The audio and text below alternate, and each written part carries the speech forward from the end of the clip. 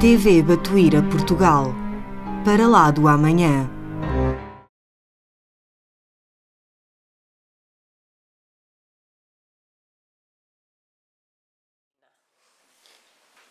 Oi? Muito bem. Então nós vamos falar sobre a criança e o jovem no Evangelho do Lar. A Rosarinho já falou sobre a questão do Evangelho no Lar, não só para ajudar as crianças e os jovens durante este período em que as crianças deste período em que eles estão dos dois lados e que conseguem perceber muitas vezes aquelas influências menos boas, mas também para que nós fazemos isso connosco, não é? Ou deveríamos fazer, é mais um dos instrumentos que nós temos à nossa disposição, que não usamos tanto quanto deveríamos, para protegermos a nós, ao nosso lar e aos nossos filhos. Então, vamos começar relembrando que a prática do culto do Evangelho no lar, sendo hoje bastante difundida e incentivada, não é um hábito novo nascido com o Espiritismo, pois o seu iniciador foi o próprio Mestre Jesus. E nós vemos isso, e sabemos disso, que Jesus, encontrando-se na residência humilde de Simão Pedro, ele leu os textos das Sagradas Escrituras e estimulou os discípulos a promover comentários, perguntas, análise e diálogo, e o debate sadio em torno daquele capítulo lido. Portanto, é algo que já é feito há muito tempo e que Jesus veio exemplificar. E, como já temos vindo a falar, nós temos o dever de orientar as crianças desde os seus primeiros passos no capítulo das noções evangélicas. E se nós as trazemos para a evangelização, no Evangelho do Lar também é uma oportunidade preciosa que nós temos para reunir a família em torno desse Evangelho. Uma vez, já vamos falar como, porque eu já percebi que há muitas pessoas que ainda têm dúvidas como fazer. Vocês receberam todos um separador com um resumo daquilo que eu vou falar hoje, para não se esquecerem. Portanto, quando se tiverem dúvidas, irem lá ver. Mas realmente é muito importante e este encontro não poderá ser desprezado em altura nenhuma por parte dos pais. Portanto, a renovação profunda do ser humano e de toda a humanidade tem as suas bases de orientação e renovação num recinto doméstico com o trabalho silencioso dos pais dedicados. Já vimos que isto é um trabalho contínuo. No coração da casa, a família espírita realizará sem falta o culto espiritual do Evangelho, que traz benefícios incalculáveis para a mente, a alma e o coração de todos os que participam dela. E esta também foi uma das razões, isso já aconteceu na altura, e hoje temos vindo a perceber disto, que é, quando nós perguntamos às crianças, quem faz Evangelho no lar? É muito triste perceber que são muito poucas. Sendo este um instrumento tão importante na vida de uma família, e com o dever que nós temos como pais de as encaminhar. Muitos nem sabem o que é. Isto não pode acontecer. Mas vamos continuar. Mas o que é? Está pequenino que eu não consegui mudar, está bem? Mas eu leio, não seja por isso. O que é? É uma reunião dos integrantes da família onde se estuda os ensinamentos de Jesus com base no Evangelho segundo o Espiritismo. E a sua prática constante tem em vista a reflexão sobre a nossa conduta diária e a adequação dos nossos atos dentro dos princípios cristãos. Muitas vezes, quando este momento é um momento em que as crianças acabam por desabafar sobre alguma coisa que aconteceu no seu dia-a-dia e que nós podemos usar esse momento para as ajudar dentro dos princípios do Evangelho de Jesus. Aquele momento que toda a gente para, está tudo focado no mesmo. Com a correria do dia que nós não conseguimos, porque às vezes deveríamos conseguir, mas todos temos a nossa vida e não conseguimos dar atenção devida a situações tão importantes na vida da criança, este é um momento que pode ser usado. A sua finalidade do Evangelho no Lar maior é oferecer a oportunidade para que a família também leia, estude e conheça sempre um pouco mais da doutrina espírita, reunindo-se com amor e devoção e respeito. Portanto, é algo que nós precisamos, que temos à nossa disposição. Mas como implementar o Evangelho no lar? Primeiro, escolher um dia da semana e horário fixo em que todos os membros da família possam estar presentes. E aqui nós precisamos de ser realistas. Não dá para... vamos tentar neste... e depois acontece tudo, marca-se tudo para aquele. Não. Marcar um dia e hora que todos estejam presentes. Pôr nos calendários dos telemóveis. Eu tenho, por exemplo. Às vezes nós com a pressa nós esquecemos, né? Só preciso ter esse calendário. Ter esse lembrete. Para quê? Para desde pequenos introduzir esse instrumento nas crianças. Os meus avós faziam o Evangelho no lar à quarta-feira, sempre às 5 da tarde. E eu assisti isto desde pequena, né? Eu fazia parte desde pequena. Quando eu comprei a minha primeira casa, eles estiveram presentes no primeiro Evangelho do lar. Porque eu fiz questão de continuar aquilo que eu tinha aprendido. Porquê? Porque o objetivo era proteger o meu lar. Aquele que agora se tinha tornado o meu lar. E futuramente proteger a família que eu iria construir ali. E as nossas crianças precisam de aprender isso. Precisam de vivenciar isso. Precisam de perceber que existe um compromisso e que não é só na casa espírita. É em casa também. Em que todos juntos sentam e falam sobre o Evangelho de Jesus. A sua prática é um dever a que se deve habituar todos os espíritas conscienciosos. E ela deve ser a prática deve ser constante, salvo, claro, em circunstâncias especialíssimas, nada poderá impedir a sua realização. Mesmo que esteja apenas um membro esteja em casa, há muitas situações em que a família toda não é espírita, em que é só um membro da família, que eu lembro que a minha avó dizia muitas vezes que é, nem que seja fechar na casa de banho, se for o único sítio para fazer. Faz sozinho. E quando vamos de férias, se vão os membros, a família toda, faz o Evangelho no lar, no sítio onde é feito. Onde estão a passar férias. Porque é um compromisso. E no momento de aflição, quando nós pedimos, eles estão lá prontos para nos ajudar. E o Evangelho do lar não é só um compromisso connosco. É um compromisso com os amigos espirituais. Eles estão lá à hora marcada. Nós vemos isso num dos livros de André Luiz. Quando se faz o Evangelho, ele diz que aquela família se reúne, mas a quantidade de espíritos que se comprometeram e que estão ali presentes para esse Evangelho é enorme. Então não é só connosco. O que é necessário? O desejo sincero de aprender e de praticar os ensinamentos transmitidos por Jesus, um exemplar do Evangelho segundo o Espiritismo, um exemplar do Livro dos Espíritos, 1 ou 2 livros de mensagens, por exemplo, Pão Nosso, Caminho, Verdade e Vida, A Fonte Viva, Vinha de Luz ou Palavras de Vida Eterna, e um livro infantil, no caso de ter crianças. Chico psicografou variedíssimos livros infantis.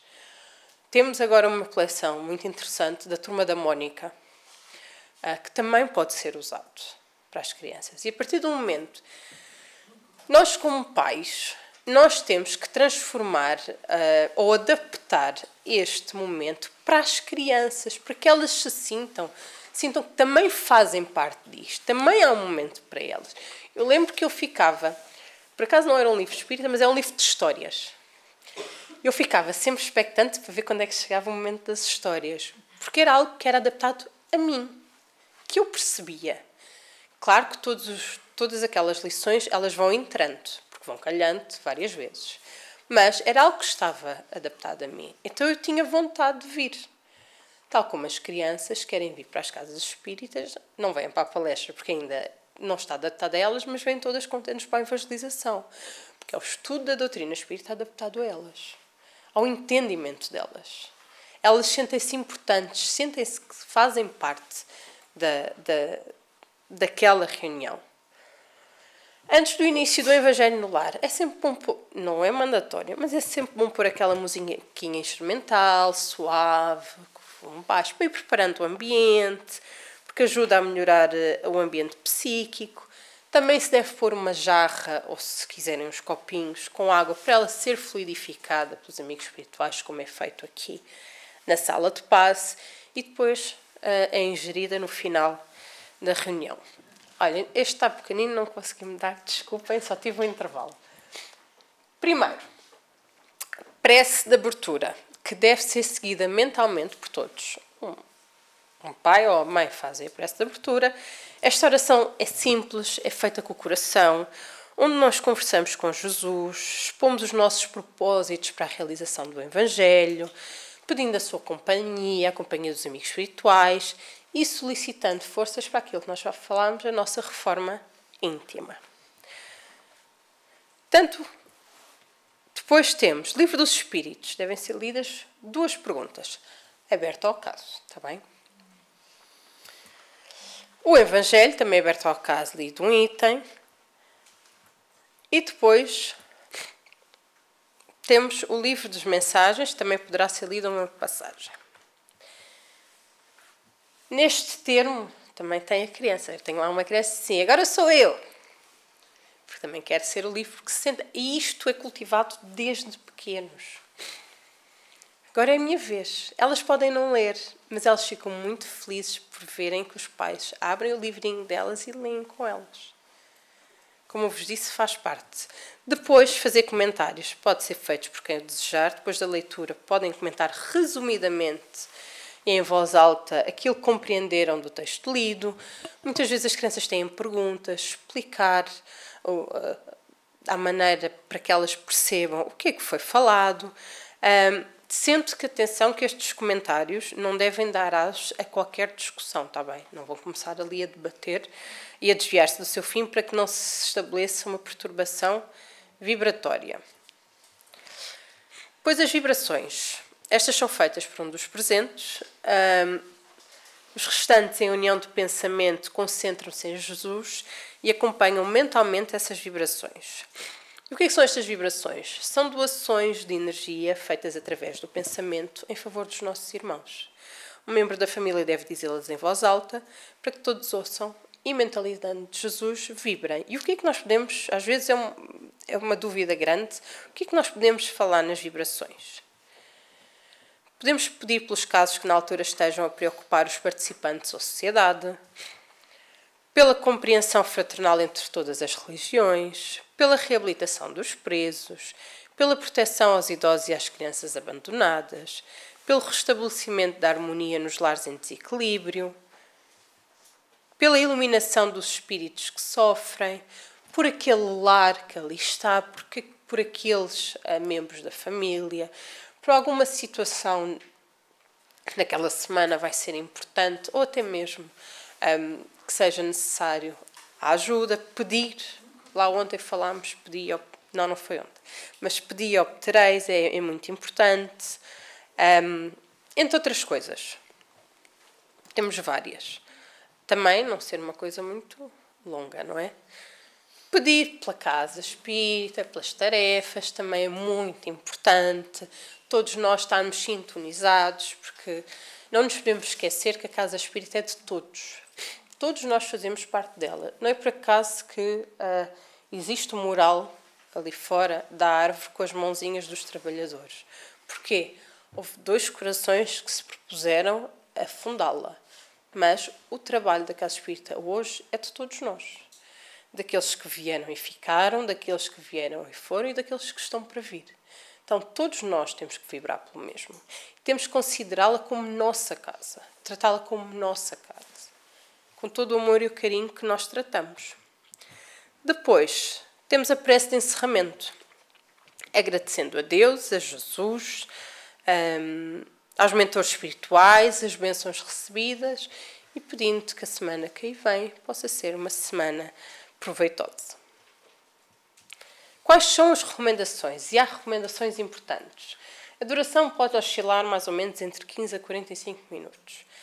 Atenção que o Evangelho no lar com crianças não pode demorar o mesmo tempo que o Evangelho no lar só com adultos. As crianças não aguentam. Nós temos que adaptar o Evangelho à realidade que nós nos encontramos. Depois, comentários curtos que devem ser relativos às lições sem divagar, como já falámos. Não deve haver qualquer manifestação mediúnica ostensiva, nada de manifestações mediúnicas. Não é lugar para isso. Primeiro, porque para aqueles que todos já sabemos que um médium ostensivo que trabalha, o trabalho é feito aqui, não é feito em casa. É feito aqui em hora marcada, tendo o amparo do alto.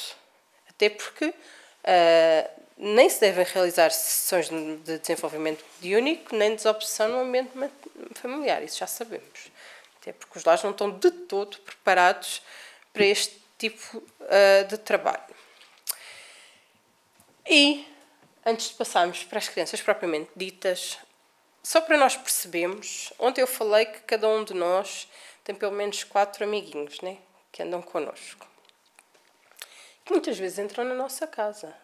E porquê? Porque nós escancaramos a porta. O Evangelho no lar é uma das maneiras de ou fechar, ou pelo menos eles serem envolvidos. Então aqui, é uma história que está no Chico de Francisco de Adelino Silveira, em que ele fala sobre o Evangelho no lar. Já devem ter ouvido falar em alguma palestra desta história. Um casal amigo de Chico ia começar a fazer o culto do Evangelho no lar. E foram informados que se perseverassem com fé, quando fizesse 6 anos, Jesus lhes ia enviar um presente. Quando completou o 6º ano, estavam ansiosos à espera do presente. Terminaram o culto e ficaram à espera até à meia-noite, mas nada acontecia. No dia seguinte, quando acordaram, descobriram que estranhos haviam entrado na sua casa, levado, entre outras coisas, um valiosíssimo e histórico diamante. Um pouco descrentes e decepcionados, não é? Eles foram ter com Chico, quer dizer, iam receber um presente e acabaram por ser roubados. É o que Chico responde como Chico, mas o presente é exatamente esse. O valor daquele diamante era incalculável e houve tantos crimes e tantos suicídios por causa dele que vocês estavam com quase 100 de obsessores dentro do lar. Agora, imaginem as crianças que estão lá e cá, elas veem, por mais que não seja diretamente com elas, elas veem. Então é um rodopio se nós não fizermos o trabalho tremendo. Muitos foram doutrinados durante o Evangelho no lar e esclarecidos com o culto, mas 28 estavam irredutíveis. E o único jeito de retirá-los de lá foi dizer que o diamante fosse embora e eles foram atrás da joia. Como se viu, o casal foi sim agraciado com uma verdadeira dádiva, após a perda do diamante que vários males e infortúnios trazia incrustados em si. O presente culminou exatamente a perda da joia, que atraía tantos obsessores para o lar que o abrigava, trazendo influenciações negativas aos encarnados que lá viviam. Porque nós depois sofremos essas influências. Seja nas discussões, seja... E nem disse uma coisa que é muito importante, que é as crianças são o elo mais fraco. Então, muitas vezes, elas são utilizadas para nos atingirem. Os nossos filhos, muitas vezes, são utilizados para nos atingirem. Temos a história do guarda-chuva, Quem tem medo da obsessão. Que eles foram, uma das coisas, maneira de tentar desviar aquele trabalhador, porque eles são muito organizados, de desviar aquele trabalhador, uma das coisas foi influenciar o filho e ajudá-lo a ir pelo caminho das drogas. Mas mesmo assim ele permaneceu firme. Então, é algo que nós precisamos de trabalhar constantemente. E o Evangelho no lar é um instrumento que nós precisamos de usar sempre. E este Evangelho no lar diretamente para as crianças. Portanto, o que é que ele diz? Desde ter a idade, os filhos devem participar. Isto é no Educadores do Coração. Desculpem, aumentei a fonte e tirei isso. Mesmo quando estiverem no berço, é preciso habituar o espírito da criança ao ambiente da prece, dos estudos evangélicos, ao reconforto das bênçãos espirituais, o convívio com os espíritos familiares e benfeitores, quanto mais cedo, melhor. Um bebê não sabe orar, não entende nem raciocina sobre as lições, mas o espírito daquela criança, de experiências milenares, como nós já temos visto, ele regozija-se com todas as bênçãos recebidas deste encontro. E é criança mesmo, gente. Vai acontecer, eu acho que vou falar isso mais à frente, mas eu falo já. Vai acontecer tudo e mais alguma coisa, não é? A gente se prepara. É sempre na hora do Evangelho. Não é só com as crianças, é sempre na hora do Evangelho. Mas a gente vai, sempre perseverando. É esse o objetivo. E Batuíra. Os pais não podem afastar os seus filhos pequenos do culto doméstico, julgando que eles não entendem as leituras. O que os pais devem fazer é não criar um culto para adultos, e sim programar um mais próprio para as crianças, com leituras adequadas ao seu nível mental, usando livros infantis condizentes com a idade da criança, como eu já falei, que vocês nos vossos marcadores têm lá alguns exemplos de livros que possam usar. Portanto, é neste culto que nós pais temos uma grande e abençoada oportunidade de exercitar o esclarecimento espiritual dos nossos filhos. E o Espírito Batuíra, no livro Mais Luz, ele adverte quanto à indiferença educacional de certos pais, que ele diz assim: crianças de condição normal, sem apoio doméstico, são quase fronteiriças da delinquência infantil e auxiliá-las a tempo é frustrar a perturbação e anular o crime no nascedor. Como vimos atrás, nós cortamos o mal pela raiz. E é também neste encontro que nós temos. Porque a instrução espírita no lar é uma poderosa força propulsora de conhecimentos que são valiosíssimos para as nossas crianças. Que eles podem não usar agora, mas eles vão usar no futuro em algum momento.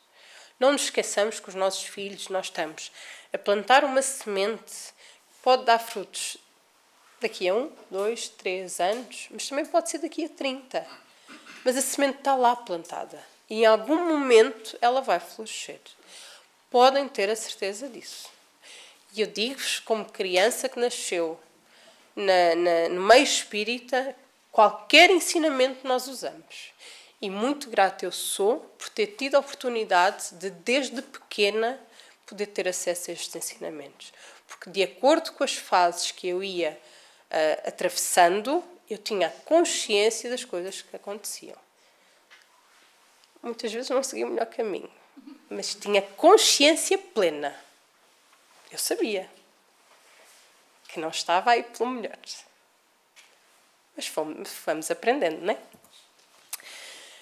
E como superar obstáculos, que são vários. A prática do culto deverá ser efetuada mesmo enfrentando as maiores dificuldades para reunir as crianças em ordem ao redor de uma mesa. Muito naturalmente elas não vão permanecer em silêncio, vai ser disciplina o tempo todo, muitas vezes parte para a desordem, gritaria, nervosismo, choro compulsivo, brigas por nada naquele momento, vontade de brincar, vontade de comer. A criança dormia perfeitamente. E isso aconteceu-nos. Ela dormia até ao Evangelho no lar. No Evangelho no lar ela acordava com fome. Primeiro Evangelho tivemos que parar a meio e ir buscar o biberão. O segundo já estava o biberão connosco. Já estávamos preparados. E é isto que nós temos que fazer. Se for preciso levar um papel e uma folha para elas desenharem, leva-se o papel e folha para elas desenharem. Chico, uma das instruções que Chico disse foi que há um casal que foi ter com ele, e esse livro está no Encontros do Tempo, acho eu, que o casal dizia que as crianças tinham sempre fome. Ele assim, resolve isso, leva as bolachas para a mesa. Fica resolvido. não tem que ser tão restrito, tão aquilo tem que ser feito assim. Não, são crianças. Então, temos que fazer. Então, vamos fazendo da melhor maneira. A melhor possível naquele momento. A situação é difícil, mas pode ser contornada com a energia serena, a paciência e a compreensão espiritual. Não podemos entrar na onda. Temos de estar serenos, pedir ajuda aos amigos espirituais para conseguir fazê-lo. O trabalho de educação é a luta incessante da luz contra as trevas e os pais espíritas esclarecidos não podem desanimar jamais. Portanto, em muitas situações no lar, esses nossos amiguinhos fazem de tudo para impedir que nós façamos o Evangelho no lar. Tudo. Como eu disse, a criança mais frágil é a mais atingida. Nós temos que perseverar. Estava marcado para as 5. Aconteceu tudo e mais alguma coisa. Não interessa. Vai às 5h05, vai às 5h10, mas vai fazer. Não podemos estar assim, hoje não dá, vamos mudar para outro dia. Não. Tem que fazer. Se tiver que reduzir um bocadinho, reduz um bocadinho. Se tiver que estender um bocadinho, em vez de acabar às 5h15, em vez de acabar às 5h45 ou 5h30, acaba um bocadinho mais tarde. Faz a meia hora, aos 15 minutos, tiver que fazer. Claro que o rigor do horário é importante, sem dúvida alguma, e nós aprendemos isso. Mas, perante esta situação, é preferível fazer, tarde, mas fazer, do que não fazer.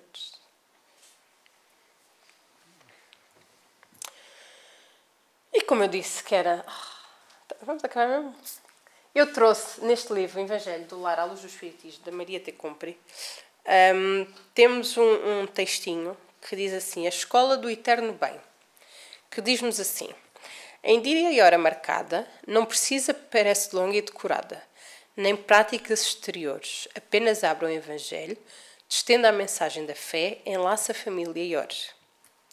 O lar se eleva e ilumina, a dor o pranto termina, e Jesus se fará presente, com o plano espiritual, trazendo equilíbrio e luz, envolvendo o ambiente. Neste momento importante de estudo edificante, a família é convidada a seguir serena confiante, buscando ao Pai Criador na aprendizagem constante. Quanto mais se sacrifica na renúncia e na humildade, nesta escola do eterno bem encontra vida mais rica, o amor cresce, multiplica, e quanto mais serve, mais tem. Se quisermos ser felizes, atingir maior espiritualidade, abramos o coração com humildade, o caminho será de paz e luz, o roteiro é o Evangelho e o Mestre é Jesus. E nunca nos esqueçamos de uma coisa.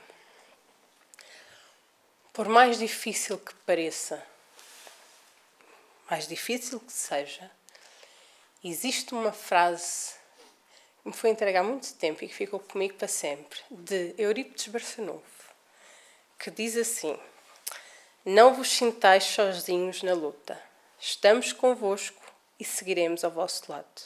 Invisibilidade não significa ausência. Se nós nos predispormos, eles estão sempre para nos ajudar.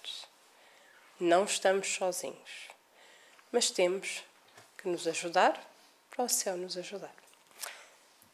Muita paz a todos. TV Batuíra Portugal. Para lá do amanhã.